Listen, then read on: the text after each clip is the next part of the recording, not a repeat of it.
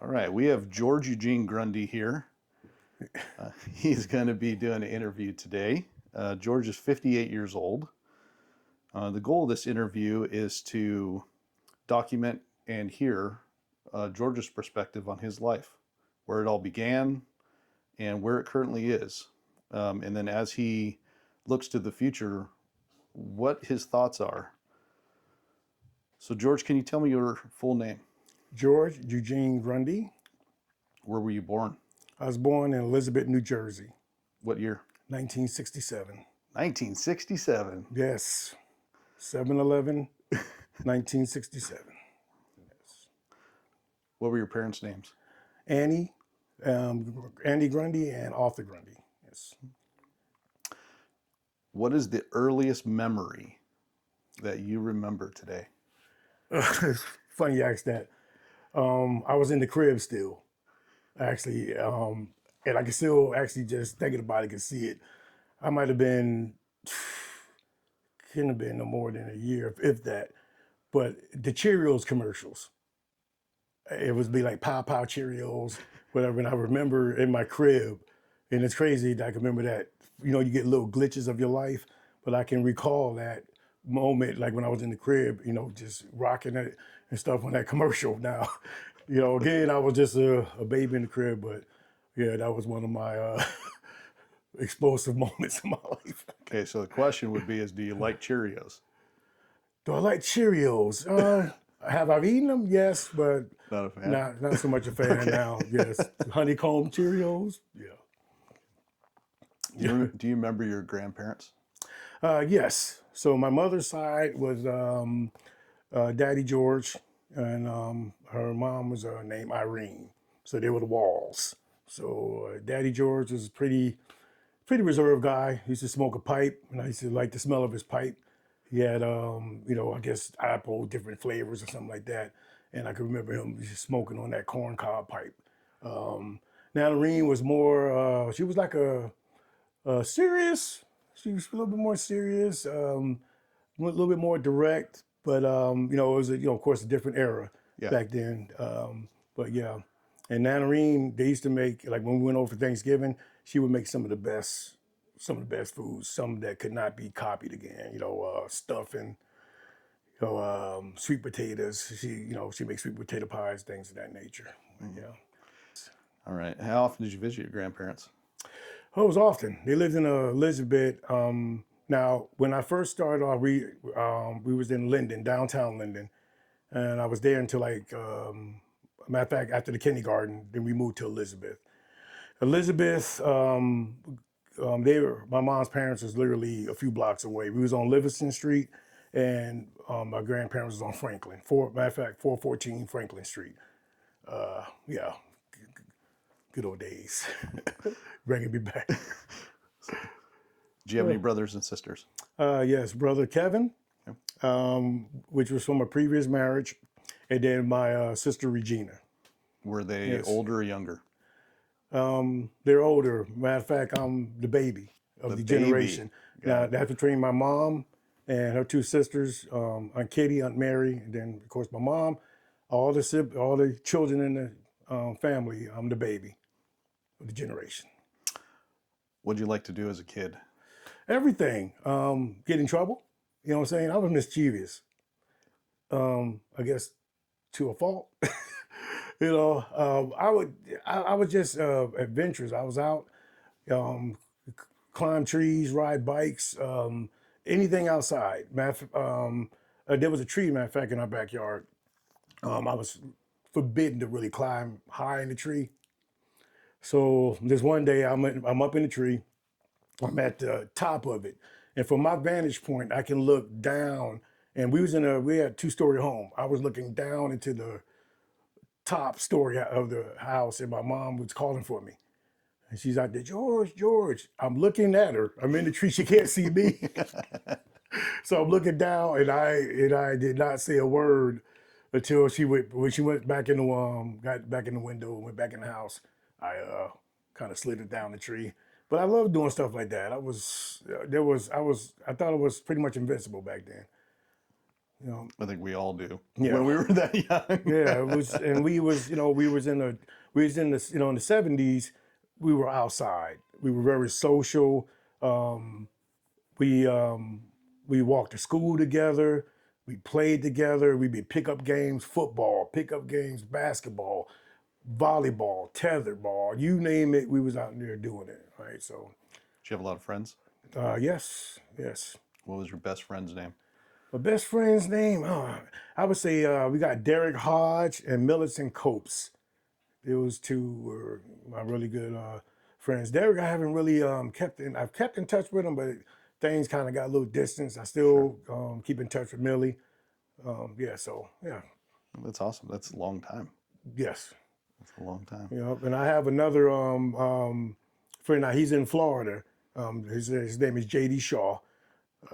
He was actually one of my, I can say, one of my first friends.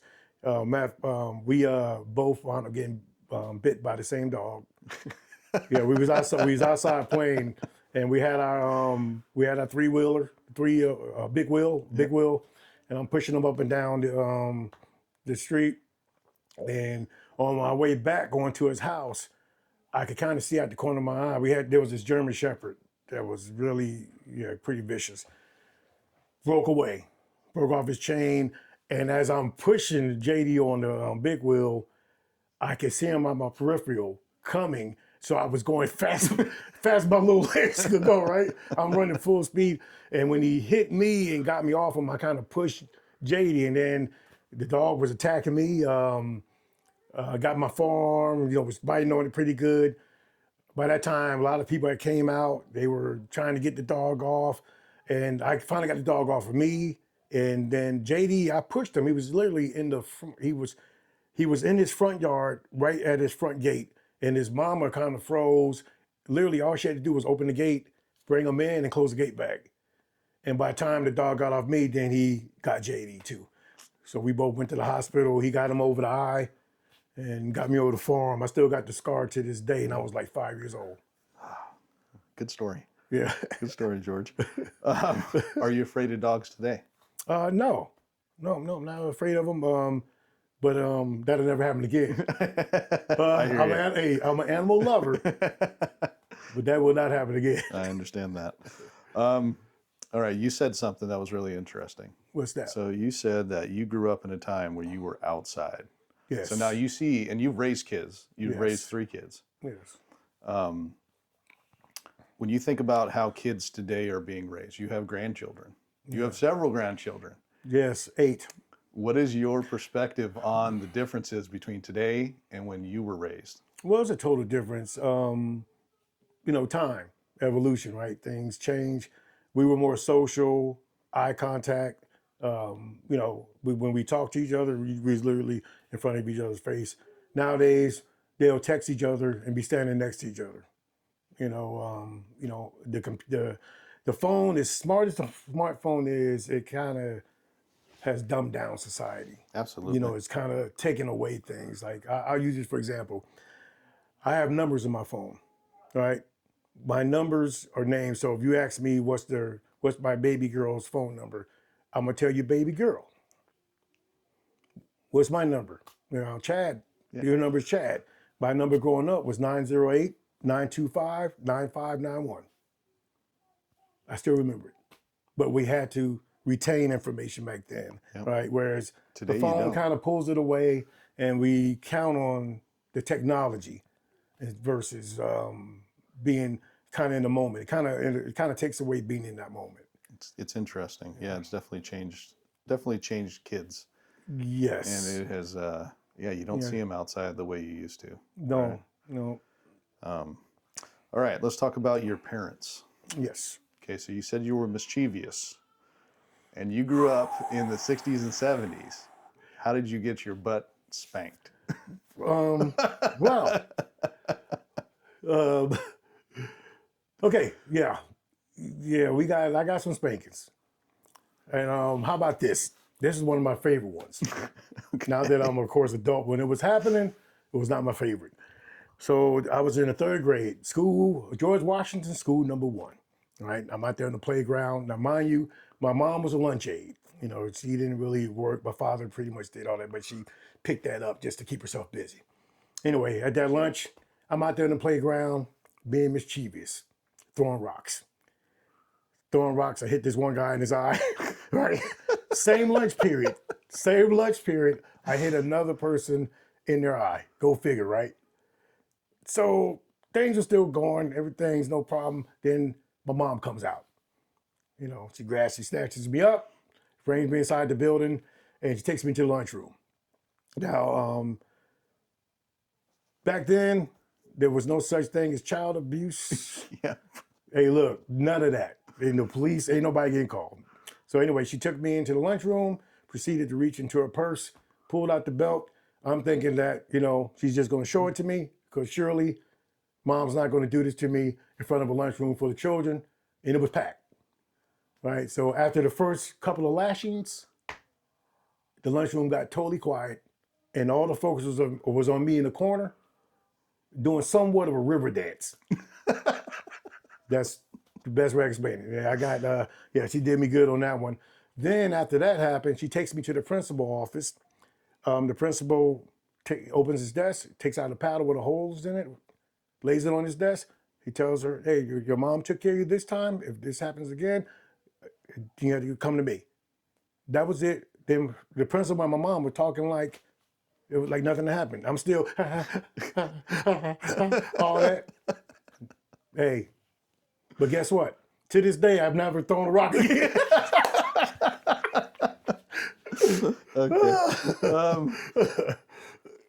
All right. So tell me about your mom. What did she like to do?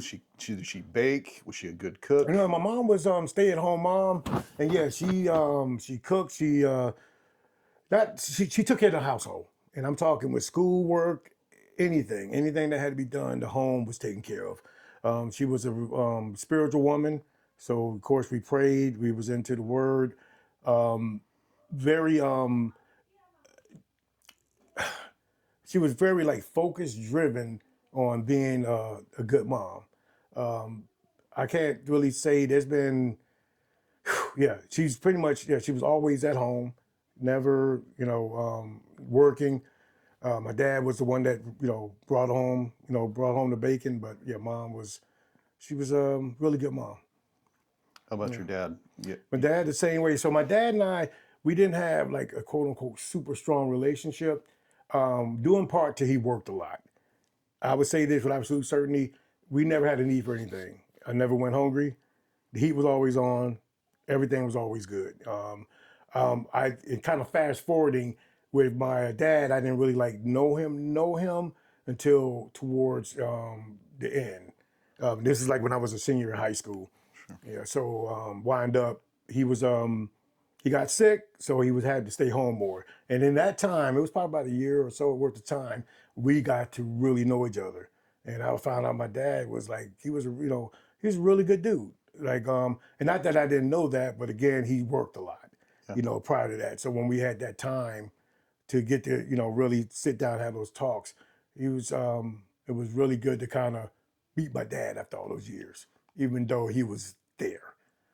Well, I like what you said, that you never needed anything, right? He was just a hardworking man. Yes, yes.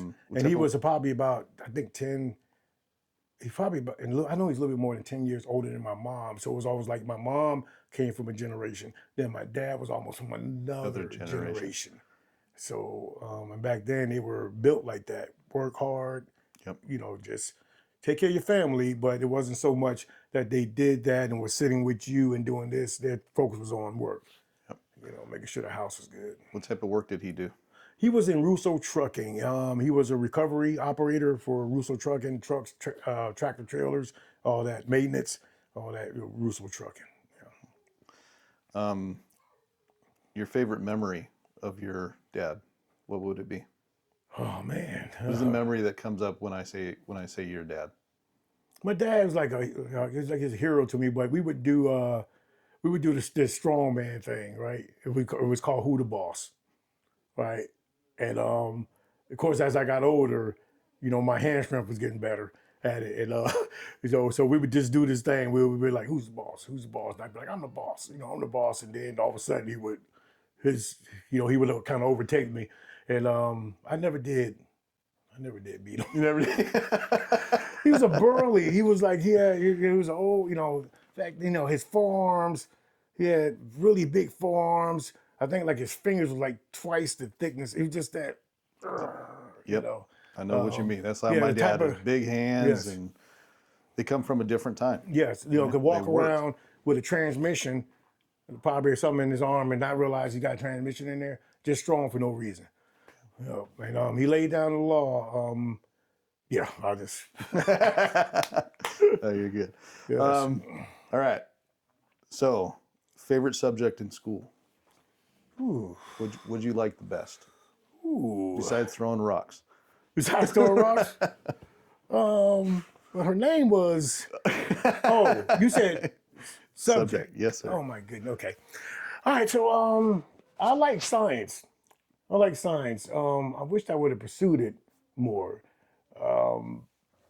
Yeah, that was one of the, as a matter of fact, to the point that my mom had bought me a kit. He bought me a little science kit and all that. And I guess after I almost burned the house down, that, tended to went to the other side. Did you play any sports? Not in like school, but yeah, I played football, baseball, basketball, all that. I was on a police athletic league, so I did that for some time, and I loved it. I was center field. I was very fast. I was I was lightweight. I could move. Yeah.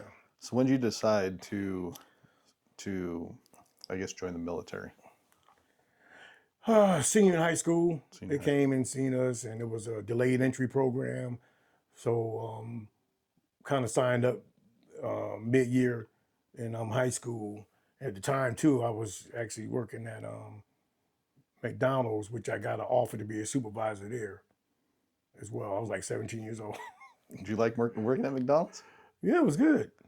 Heck Yeah, I did that. I was a senior in high school, and the manager Wayne, I learned the whole story, but he did it systematically. He just kind of, hey, when you go in there and break, watch the videos. When you do this, so throughout time, I like knew how the whole store operated without realizing I knew how the whole store operated.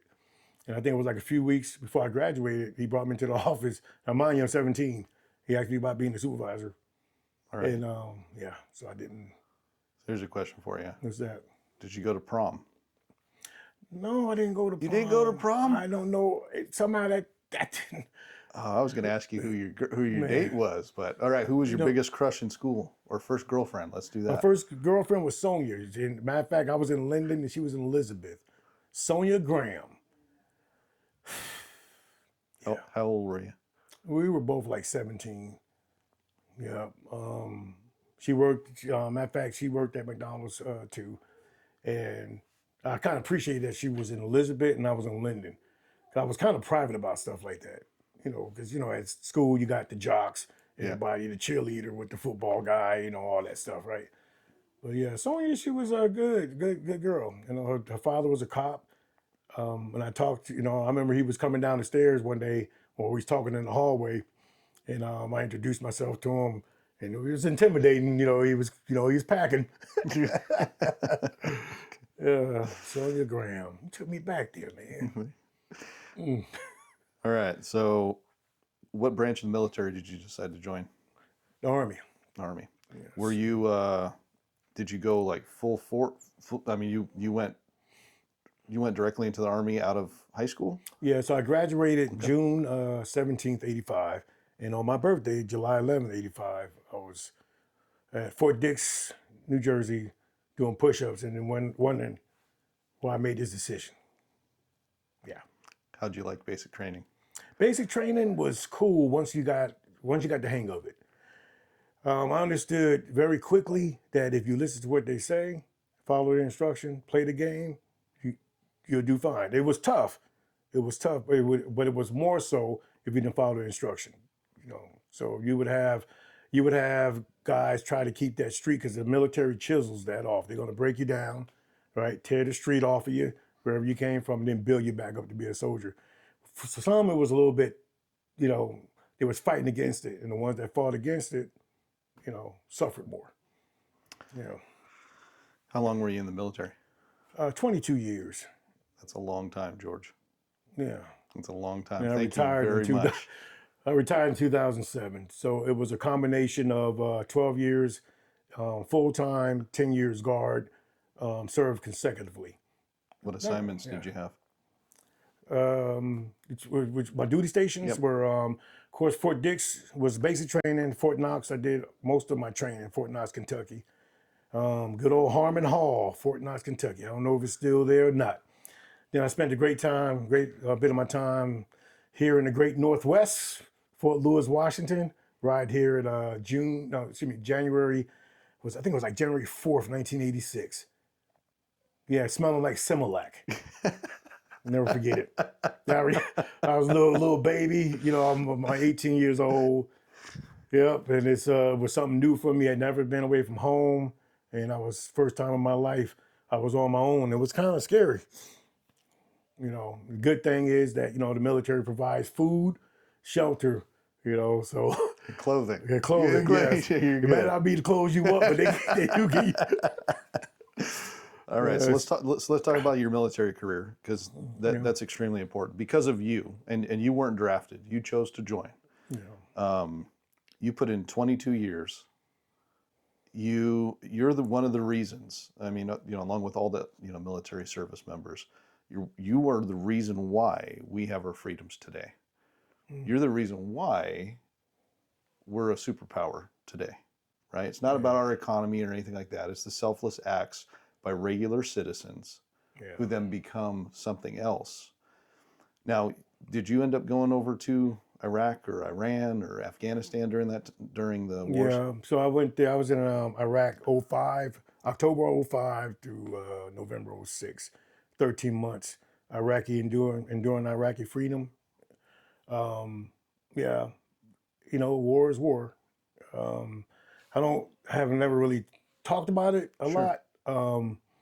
But I could say this: my unit to 694th was out of North Carolina, and prior to going to Iraq, we had to go do some training in Camp Atterbury, Indiana. We trained there for like a couple of months or so prior to leaving, because I was in the National Guard then. And we arrived in Kuwait first. We got acclimated there for about 3 weeks, and I'll never forget this. Like the smell and the heat was intense. It wasn't like it was just a different smell that I was used to.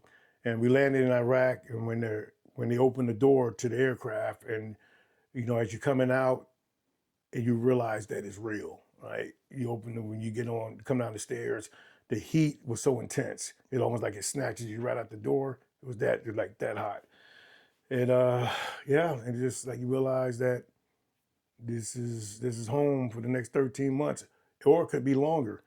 There was a unit when we was coming in. There was a unit heading back to Germany. Half of the unit made it back, and then they even recalled all of them, and they had already did a year. They had to do another, I think, 5 months. Right. So yeah. So I know that war is war. There's things Yes. that happen in war. Tell me about a positive story, something that you experienced there that you really enjoyed. Oh, Was the food good? Were the good. people good? Look. The food.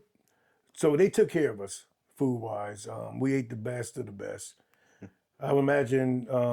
We had steak, shrimp, lobsters, you name it, because that's part of keeping a soldier motivated. You're in a theater like that. They know that that's important to make sure that they're fed well. That you get your mail. That stuff keeps soldiers stuff motivated. Yep. So it's the three M's. It's the mess, mail, and money.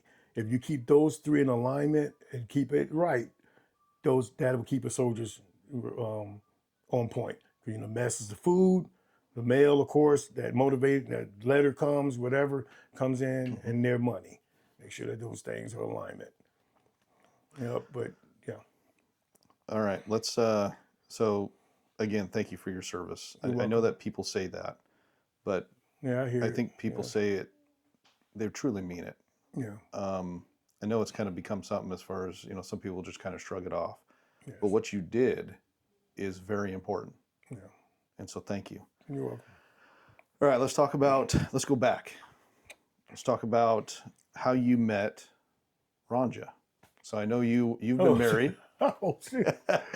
So All how you right. met Ranja? All right. So how I met Roger was I was running the streets hard.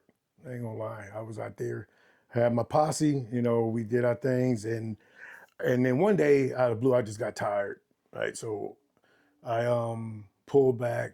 Kind of stayed in the barracks. Wasn't going out, and I did that for some time. Though it might have been a month or two, and then I went out to the NCO club, I believe that was.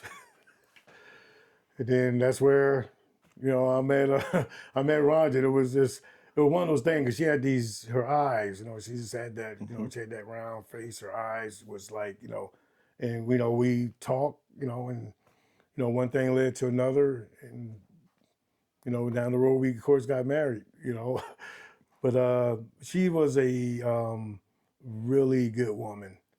Like she had a hardworking woman, very family oriented, irregardless to, in life we have, we all have our things, issues, things like that. But she was really good. She was really good to me. And we had our things in that, right? But I kind of don't like to talk about the rough, Sure. No, absolutely. rough No, patches. no. But as a person, as a human being, very good woman. And I, even to this day, there's times when I still think about her. Yeah. And how long were you guys married? About what, 15 years? 15 years. Yes, So yes, yes, you raised Monica. Same thing with Montez, right? yes, You took on the role of being the dad, being that role model, yes, sir. and then you had Kita, Yes. um, and now you got 8 grandkids. So, do you ever think? Do you ever I think when you were never. young that you were going to be you would have 3 kids that you raised, and then now have 8 grandkids? No, I didn't see it all coming like that. And you don't. I mean, it comes at you fast. But I appreciate all the hats that I wear.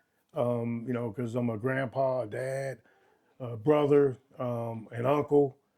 So I appreciate that God has afforded me the opportunity to wear all the hats.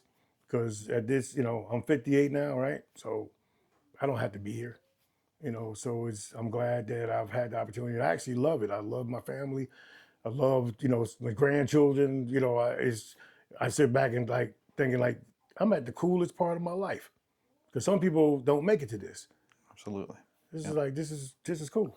All right. So I know you've worked at some pretty interesting places. So you were in the military, but I also know you worked for Boeing for a little bit. Mm-hmm. When did you start working at Boeing? 1996. Matter of fact, that was July 18th, 1996, up at Everett. 747 J and I joint installation. Yeah. So what did you do? I was an assembler. I Okay. was an assembler, so we worked from off a bar chart, blueprints, things of that nature. I worked on the 48 section, 44 section, just different parts of the aircraft. I had, building to me, that was one of the best jobs I ever had.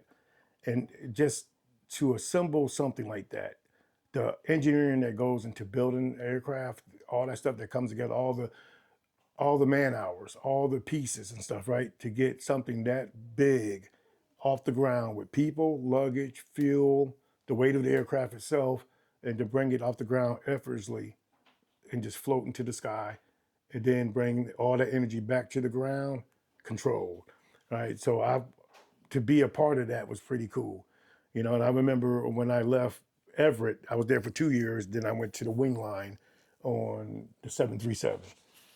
And over there in Renton, on the backside, when you go out, you can go out there, you take your breaks and stuff like that. And every now and again, while you're on break, you'll see it's a clad scan. So it's like the aluminum is covered with like this clad coating and it's green. So you'll see this little green little aircraft take off. And when you see it go off, you go, I had a part in that. I did the wings on that one. And it's pretty cool. Makes you You feel see good. that. Yeah, it makes you feel good. Yeah. Yeah. So, Man, you've moved people. yeah. Literally. Yes. in more than one way. Is that on tape? That's interesting. That's an interesting way of thinking about it. Yes, yes. And I mean, So yeah, you enjoyed your time at Boeing? yeah. I mean, I worked the 787 program. I didn't leave out of Boeing until like 2016. So you figure from 96 to 2016. 2002, I got laid off. And then close to 2005 is when they called me back. But that's when I was in the Guard. So I went to Iraq. Once I got back from Iraq, got all that thing, got that done. Then I came back to Boeing. And that was in 2007. And I did renting for a little while longer, 2007 to about 2011. Then I got relocated to South Carolina on the 787 program. Okay. What are you doing now? Right now, I'm a master trainer at a place called ISRI, or Israel Housing. We build and design the seats for the Sprinter van for Mercedes. Mercedes is actually right across the street from us. So literally build them, the team build the seats, and then truck them, send them right across the street. So I do I'm a master trainer at the company, but I've been with ISRI since they opened back in 2017. I'm one of the longest standing ones there right now. There's other guy named Jeremy. He's probably the only one. He got there October 2017. I got there November 2017. Awesome. Yeah. Do you enjoy doing it? Yeah, I do. I do. The workforce can be challenging, and when you're training people, people tend to not want to follow processes, but I train to the process because that's what we have to work to, It's right? the process. Engineering. You're supposed to stick to it. Yeah, we got to work to engineering. So, but I like my job. I don't say I love my job. Sometimes again, people can be challenging, but my job in itself, I love my job. I got banker's hours. I work from 9 to 6. Right. I pretty much I move freely throughout throughout my production system, and I don't have to worry about supervisors and stuff. I report to the plant manager, so that's my chain of command. Is myself, plant manager. That's it. Awesome. Let's talk a little bit about let's go back to family for a little bit. Okay. I want to hear your perspective on raising the kids. So yeah, the miles across. I brought them back. All right. So raising Monica, Montez, and Kita. Yeah. Which one was the hardest? You can be Montez. honest. Montez. Okay. And Montez was just he's as he got older, he just seemed like he wanted to hang.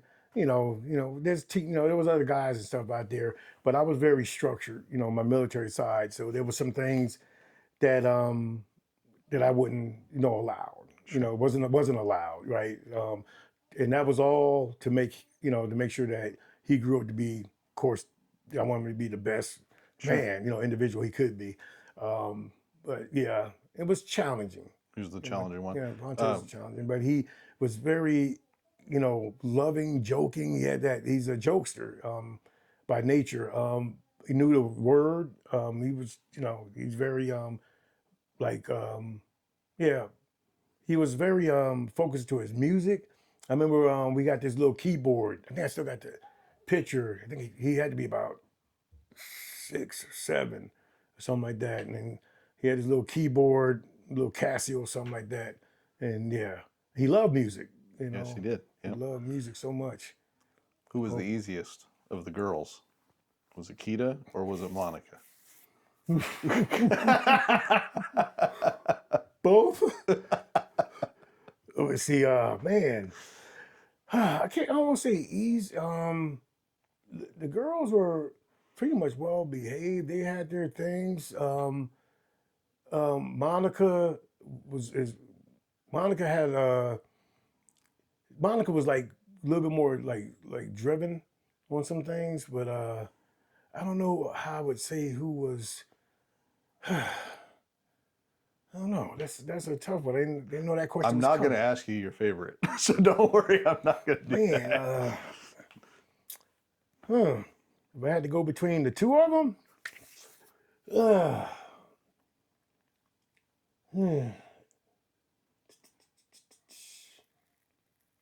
let's say a baby girl. I think Kita. Yeah. Kita was the easiest. Yeah. So you have 8 grandkids. Yes. How did it feel becoming a grandpa? feel any different than being a dad? Well, of course. My first grandson is Cameron. He's now what 22, right? I believe 22. Uh, and I remember with Monica, you know, when she's pregnant, it was like she was a senior in high school, and I had a good conversation with her, and I kind of summed it up like this. I was like, you know, we'll be there to support you and all, but I said, life as you know has changed, and I said it has changed for you and not for us. That's an But interesting. that was just a little, you know, Sure. a little tough love. But at the end of the day, Monica has always been a superhero. When it came to it, she owned it, Oh, she's took been a it. good mom. Yeah. Yeah, she took it, and to this day, rock solid. Oh yeah. I No, mean, she's raised rock some good kids. solid. Yeah. Yeah. Yes. So Cameron was your first grandkid, and Yeah. now the youngest one out here. Chimba. Good Lord. Chimba. My curiosity would be is how many you end up with in the end, if you're going to make it to 10 grandkids. It's possible. You, Well, baby girl said she shut down. Monica said she shut down. You don't Never know, know. Montez, I don't know. You never know. Montez. Well, and you could, if Cameron's, well, he's in his 20s, so you could be a great grandfather here pretty soon. You're right. You're right. But Cam is too smooth for that. I don't know. He may have a girlfriend or something. I don't know though. I don't think he does. Too smooth. I know he's still in college, so he goes to school. He works and stuff and takes care of himself, takes care of his body. Yeah, he looks like a little cyborg. Seen him in Thanksgiving. Yeah, pretty built up. All right, we're going to talk about you. Now, as an adult, what's your favorite hobby? Smooth jazz. Smooth jazz. I know you like music. I know you love music. Yes, I love me some smooth jazz, but I like doing like gardening, you know, being out in the yard. I know as you get older, you transition, you know, because I used to basketball, ping pong, foosball, all types of stuff. Well, I haven't done that in a long time. Not that I couldn't get back into it, but I don't know. I like to kind of relax, go hiking. I love nature. I'll do that all day long. Yeah, I can do some hiking, be out in nature. Oh yeah, Okay. 100%. Yeah. So you live over in South Carolina now. Yes, sir. What are some other places that you've lived? Inside my mama's womb. That's one place. Yep. I know you've lived in Washington for years. Yeah, so Washington was a long time. Germany. Now Germany was really nice. I was in Baumholder, Germany, stationed there from 93 to 95. And Germany was, yeah, Germany. Do you like the food? Yes. Yes, Jägersitzel. That's like a pork. Yeah. Jägersitzel, pommes frites, and French fries, and Brötchen, and the bread, and Sprechen Sie Deutsch. Yeah, Kleinbitte. Would you ever go back? Would you consider moving there? Yes. I guess. Yeah. Matter of fact, when I was leaving, well, so much leaving. With my first sergeant gave me the orders at that time that I had to go back to the States. I was back. I was next in rotation. Yeah, I did a little Keith Sweat. I did a little crying. Yeah, I did. Sweat. Yeah, I was. I begged. I did a little pleading, begging on that one, because I tried to get another 6 months or whatever, but it was time for me to go back to the States. Yeah, because Germany was. It was the whole culture. It was a whole. I guess the new word we got now, vibe, but the whole culture was on point. The food. I mean, people. The architecture. I kind of liked the countrysides, the hill. I mean, it was just a beautiful place. Yeah, I can remember it. So yeah. So Yeah, Washington, Germany. You've lived in your mom's womb. You've Yeah, lived in South New Carolina, New Jersey. New Jersey. All right, where else? Let me see. Iraq. Yeah. I lived there for 13 months. Okay.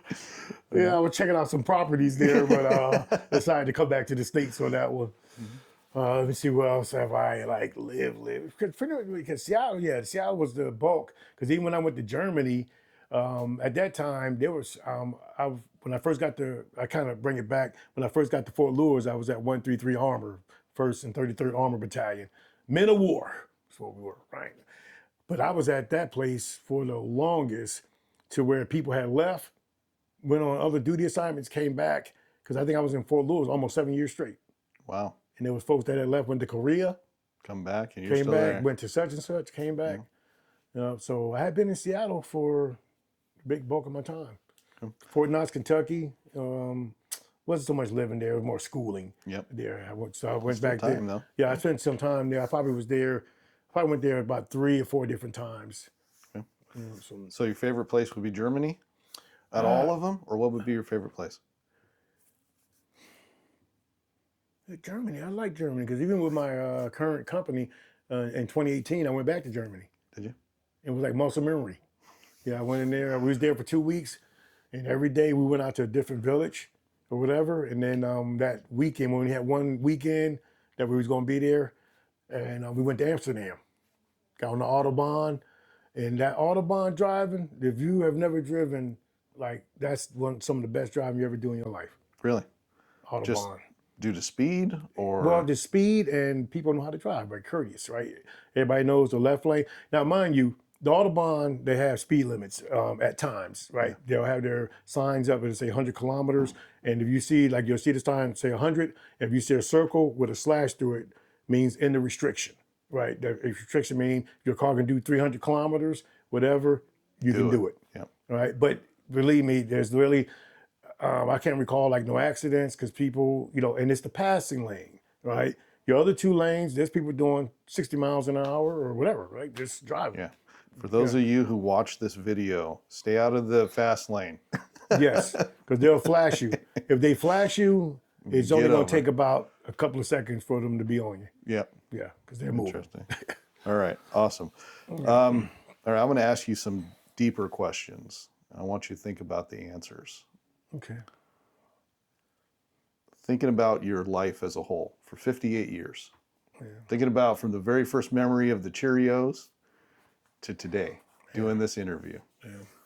What do you think the most important moment of your life was?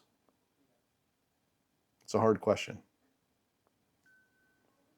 And I guess you can define that as seeing my baby born. That's an important day.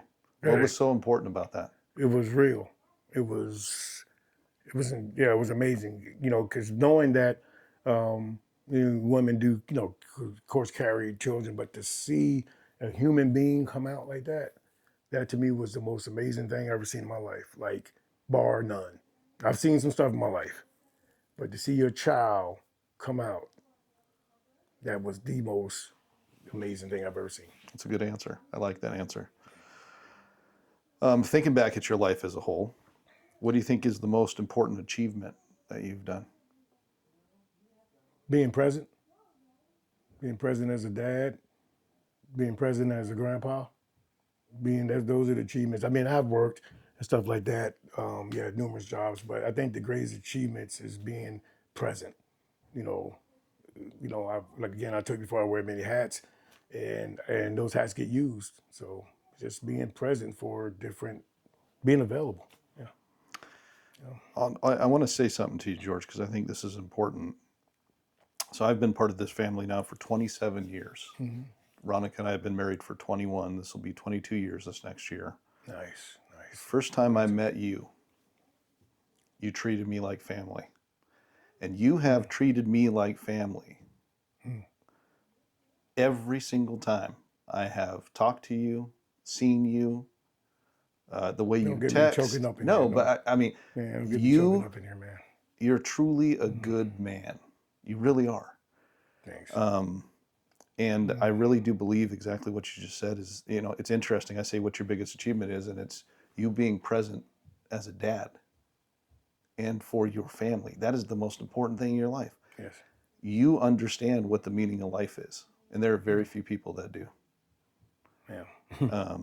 So I'm up here choking up now. No, I am very grateful that I've had an opportunity to be part of your life. Thank you. I mean, you have, like I said, treated me like family since day one. I really appreciate that. All right.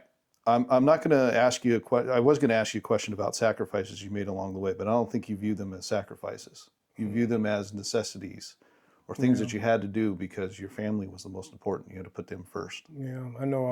I'll use this. Monica, she's been going through a few, going through some things, right? And I remember in that moment, like I reached out to help, and she was like, "Well, Dad, I don't want you to do this, this, and that." And I had to stop her, like in the tracks, and said, "It is my job, until the casket drops. It is my job to do these things, Yep. right?" And it is. It's our, this is it. God put us here on purpose for a purpose. What this is my purpose. More fathers need to have that perspective. Yeah. Truly. I think most of them do have good intentions, but I hope any males that watch this learn that.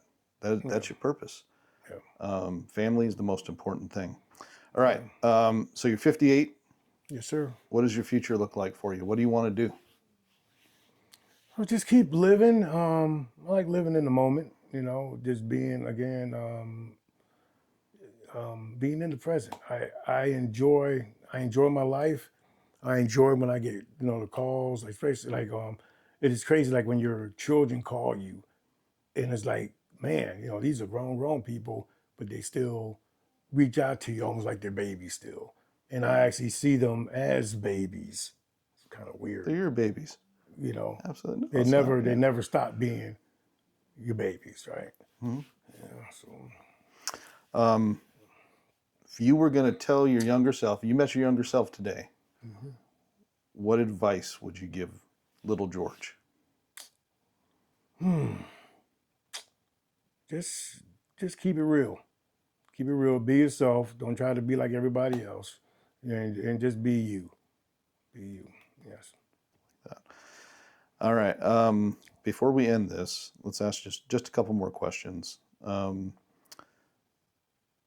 For your grandchildren and your future grandchildren and great great grandchildren, whoever gets a chance to watch this, what would be some wisdom that you would share with them? I'll say this. Follow Christ. That's what I do. I mean, God gives us all free will. Hopefully, you utilize your free will to have a relationship with your Creator. I know for me, it's impossible. It's been impossible to make it through this walk without Him. People would say, well, you got this, you got that. Okay, whatever. But at the end of the day, I would say, stay focused. Don't be worried about other people matters. And just love on people. Love on people. Be thankful, be gracious, have those positive things. Don't be like a negative person. Be positive. And even if you're positive around somebody and they don't take that or whatever, there's more people. I have a thing that I even do now. If I reach out to you and say hello, how you doing, this and that, if you ignore me, there's 9 more billion people on earth.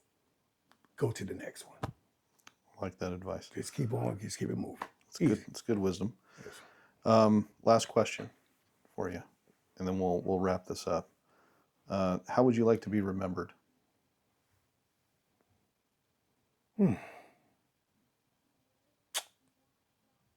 As a man of valor. Just a guy that was there and did what he could do while he was here. You know, um, I don't need any big accolades, whatever, but you know, just just simple George. I'm George Grundy, and a good dude trying to do the best he can while he's here. So You're a lot more than that than just George Grundy. You are a hero to your kids, to your grandkids, to your future great grandkids. You're a hero because you served the U.S., right? You served the people yeah, selflessly. You successfully raised three kids. That right there, man, that was such an achievement. yes, You're a hard worker. I mean, you were in the military for 22 years, worked for Boeing for, gosh, 20 years. yeah, Still working today at 58, even though you're retired from the military. yeah. I see your texts come through all the time, your family texts. I mean, you Like stay to in contact communicate. with people, so that's huge, George. I can only hope that I have a similar relationship with my kids as you do with yours. Thank you. I can only hope to be uh, as good of a father as you have been to your kids. I really, I'm envious of you because you're an incredible person. You just keep doing it, and you do it like it's nothing. It's just part of You're your gonna get me to life, cry, man. man. No, I'm serious. So thank you so much for doing this interview. No Um, problem. I hope that Hmm. future people who get to see this, like I said, your great grandkids or your grandkids or Yeah. your daughters or Mm. Montez, hopefully one day he gets Yeah. an opportunity to see this. I hope they realize how special you are. So thank you for everything. You're welcome. Thank you.